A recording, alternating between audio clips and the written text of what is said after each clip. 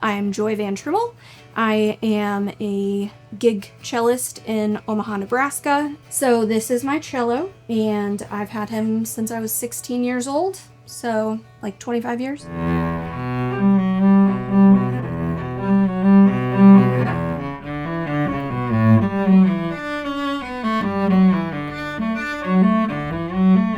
So he was given to me by a foundation, and he's small, but the whole premise of the foundation was they give you a really high quality instrument that you use through your schooling, and then when you're done with school, you either buy it from them or you give it back.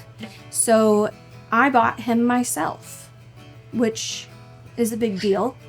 They sent me like a whole congratulations letter after he was all paid off. And I just can't imagine having a cello that's not this one.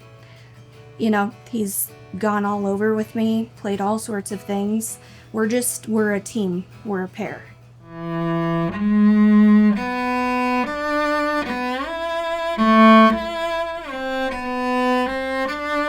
His name is Sebastian. When I was a kid, for years and years and years, I named because cellos, you know, when you start and you're little, I was 5, you get a little cello and then you grow with the cello, or the cello grows with you. So for years, I named my cello Tom, after my favorite uncle, Tom the Beanwhacker. And then I was like, you know, we could move on from Tom. So this is the first cello I've ever had that was not named Tom. My dad's name is Tom. Well, but is it Tom the Beanwhacker? No. Yeah. Just Tom. Yeah. No, that's... Well, not everyone can be like my uncle.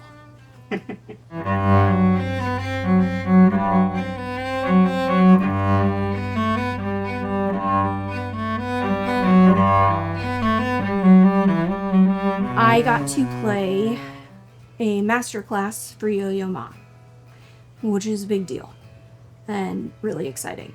The week before I was supposed to play the master class, I fell on a couple of stairs and shattered my ankle. Like, massively shattered my ankle. And I lived with my parents at the time, but they were out of town for a conference. So I didn't do anything about it. I just hopped around on one foot all week. And then I fell on it again, and I called my mom and she was like, go to the ER. Like, what have you been doing? This is ridiculous. I had just turned 25. She was like, you're kind of an idiot. Which is true, I was kind of an idiot. So I went and they were like, oh, you're gonna have to have surgery. And my ankle was no joke this big. I went to an orthopedist like 3 days before I was supposed to play. He tried to tell me I couldn't go play the master class. That didn't go over great. So he agreed I could go, and they put me in this like soft cast. So the night before the master class, I had like intense pain in my heel, and my mom took me back to the ER, and they pumped me full of a lot of drugs. So I woke up high, like super high. We go to this master class, and they had me get up on the stage before the master class started because I was using crutches. And then this guy sits on the stage, and he just like won't stop talking to me. I'm like, doesn't he know that Yo-Yo Ma is gonna come out here? He's probably waiting for him to leave. And then after like a good 5 minutes of talking to him, I'm like, oh shit, that is Yo-Yo Ma. I did not recognize him because I was so out of my mind on all of these meds. And it ended up fine. I like, you know, how your adrenaline kicks in and stuff. So I remember all of it. And at one point I played something and I kind of ran out of bow, and he was like, okay, great. So when you get there, you can use 2 bows if you need to. But he said, if you need to. So then I played it again and I didn't need a second bow. And he was like, great, but you can use 2 bows. And I was like, well, I didn't need it. And he just laughed because like, who sasses at that point? That's the main thing I remember. And then later, after I was off of the stage, like all my adrenaline left my body, and I'm sitting there watching the other people play. And I was like, I know, I'm drooling on myself, just trying to stay awake. And he said something to me from the stage while I was like,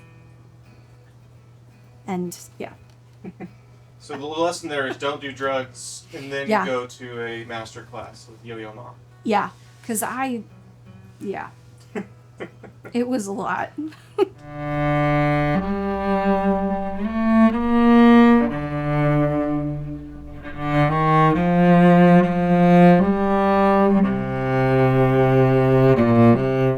Rostropovich is really who I would like to hear play my cello. He's dead. So that's not gonna happen. Plus, he was a huge dude. So like huge hands. I could only imagine how he would manhandle my cello. And that would maybe rub me not the right way. But he was like a more aggressive player, which I appreciate because I am generally aggressive in all things. So He'd play it like a violin. probably. I do have a bird back there. I was like, what was that? My sister and I used to play in a fiddling show in Branson, and we would do a little bit. So I'd take her violin and play it like a cello, and she'd put my cello up under her neck like a violin. It was a big hit.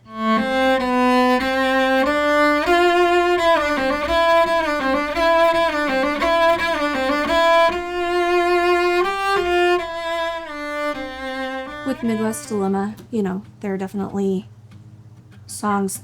It's interesting how the band has changed. When I started with the band, there were like 13 people, right? So I kind of just stayed in the background, and you have to find your space.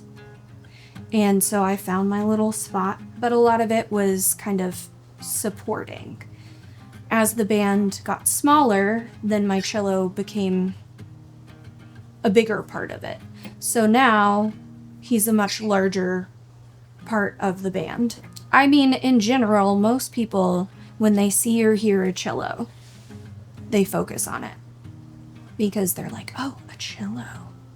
I remember when cellos became like a big thing to have in bands. Do you remember that time?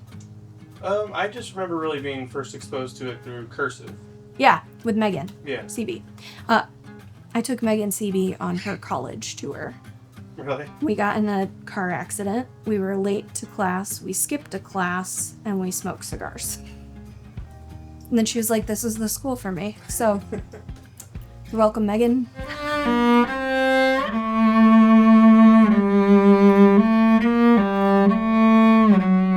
If this cello could speak, what would it say about you as a player or a person? I mean, he would say, I fucking love Joy. Yeah. He might say, like, she could go a little easier occasionally. Like, I'm tired, but, he's getting to be an old man. He's got some, like, he lost a corner over there, and I wasn't very careful in Colorado. I went to this music institute where you practice outside. So I got to, like, sit on top of boulders and practice, and I would set him down, and I didn't realize that I was kind of wearing his edges off. So, there would be some of that, like, handle me with kid gloves, please. But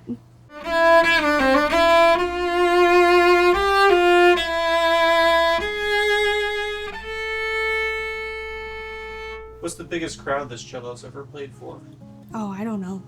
I've had him for such a long time. You're really making me think through all the things. When I was dropping my son off, my mom was like, don't forget that you did this and this. And I was like, Mom, I know my life, but thank you.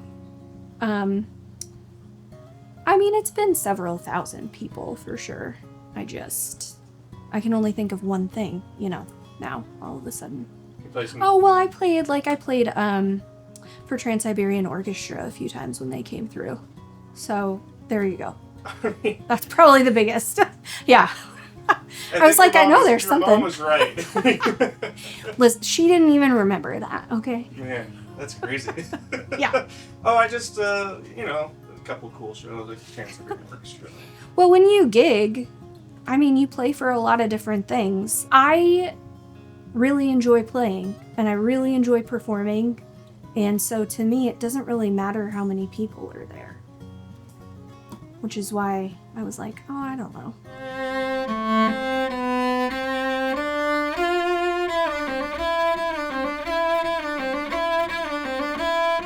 When the time comes that you have to give this cello to somebody, who's it going to be and why? My son. He is 7 right now, and without me trying to influence him, he decided he wanted to play cello. I mean, realistically, that's without me verbally influencing him, right? Like, he gets to come, he has a pretty cool life. He's homeschooled. He gets to come with me to, like, backstage at shows and things like that. And he, since he was little, he's been able to do that. He's like, man, that's really cool. I want to do that. So he's been playing cello for a couple of years now, and he really loves it a lot. So he'll get my cello. I've known since I was very young that I wanted to be a cellist. I'm lucky like that. You know, my students come in and they'll talk to me about I have several that are approaching adulthood. They're like, I don't know what I want to do. I'm like, well, I think that's actually pretty normal to not know what you want to do.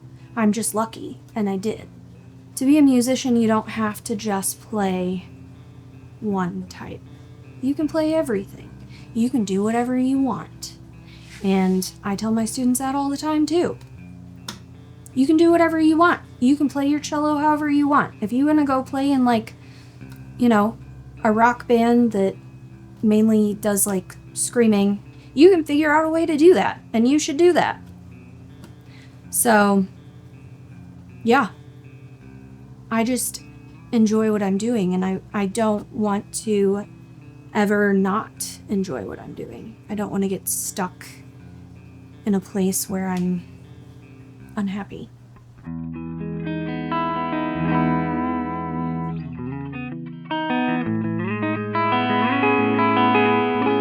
That's glassy. Dude, that sounds great. That's glassy.